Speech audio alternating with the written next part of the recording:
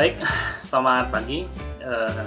Jumpa lagi dalam episode kali ini adalah membahas mengenai tips interview. Kayaknya tips interview merupakan tips yang paling banyak dicari oleh rekan-rekan. Nah, kita sekarang akan membahas lebih detail secara teknis, rundown sebenarnya apa yang akan rekan-rekan hadapi pada saat interview. Interview itu sebenarnya dilakukan hanya untuk dua hal.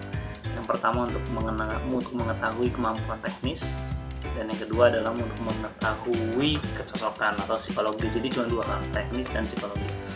Dan interview dalam hal ini, interview user, menurut saya adalah interview yang paling penting. Bukan berarti mengecilkan interview dari HRD, tapi pada akhirnya yang akan mendukung go atau no-go-nya adalah si user, bos Anda yang bekerja dan rekan Anda yang nanti akan bekerja. Nah, kita coba dalam rundown dalam interview ini seperti apa. Yang pertama adalah perkenalan. Oke. Silakan perkenalkan diri Anda. Nah, ini apa yang harus kita ucapkan pada saat ini. Sebagai contoh adalah terima kasih, nama saya Anjar. Saat ini saya bekerja sebagai network administrator di PT PC misalnya. Nah, statement pertama ini amat sangat penting. Tidak ada yang peduli pada awal impresi apakah Anda pegawai kontrak, pegawai outsource. Anda harus bisa bilang dalam statement pertama Anda adalah saya bekerja sebagai network admin di perusahaan ABC. Kalau kebetulan Anda sedang menganggur atau sudah 1 bulan, 2 bulan mungkin masih tidak masalah, namun harus disampaikan bahwa saya terakhir bekerja sebagai network admin. Nah, bagaimana kalau misalnya kita seorang fresh grade? Nah, ini begitu Anda memperkenalkan, nama saya Anjar, saya lulusan dari PTN ternama. Selesai. Impresi interview sangat buruk menurut saya dibandingkan dengan nama saya Anjar, saya bekerja paruh waktu sebagai penjaga warnet misalnya, atau mungkin jangan warnet, saya bekerja sebagai paruh waktu sebagai administrator di warung internet.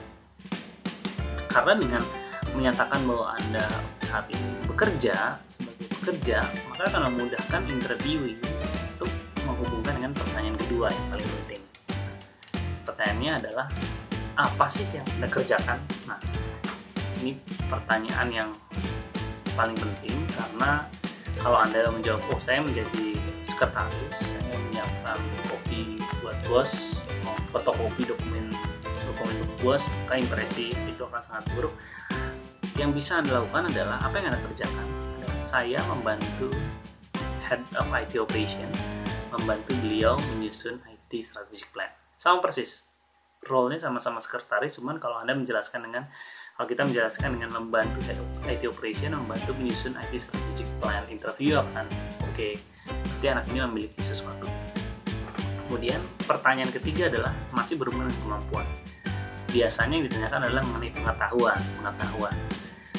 Pertanyaan contohnya, apa yang Anda ketahui mengenai IT perbankan? Misalnya ini bekerja sebagai IT. Kita bisa saja menjawab, IT itu sangat penting, IT di bank sangat krusial. Saya baca di koran bahwa bank BNI misalnya menginvestasi lebih triliunan untuk infrastruktur IT. Nah, menurut saya jawaban seperti itu bukan jawaban yang akan memberikan impresi yang baik, karena pengetahuan sebenarnya adalah bila Anda memberikan jawaban, kebetulan saya pernah terlibat membantu melakukan testing terhadap payment system gateway di sebuah bank. Dengan statement seperti ini akan memudahkan interview untuk mengeksplor lebih jauh kemampuan diri Anda gitu. Ataupun Anda bisa jelaskan bahwa saya di kuliah pernah mendengar mengenai AX400. Server AX400 banyak dipakai perbankan. Nah, ini artinya si interviewer diberi kesempatan untuk bisa mengeksplor diri kita lebih dalam. Kemudian selanjutnya adalah mengenai skill. Skill ini pertanyaannya biasanya apa yang bisa Anda lakukan atau apa kelebihan yang Anda miliki. Nah, ini bagaimana si interviewee harus bisa mengeksplor kelebihan-kelebihan apa yang dimiliki sebelumnya. Kalau fresh grade mungkin dia bisa menyampaikan, saya dulu kuliah jualan kaos, membantu kepanitiaan. Hal ini sangat membantu karena secara teori interviewer itu harus ada STAR, Situation, Task, Action, Result, dan teori-teori HRD lainnya untuk testing.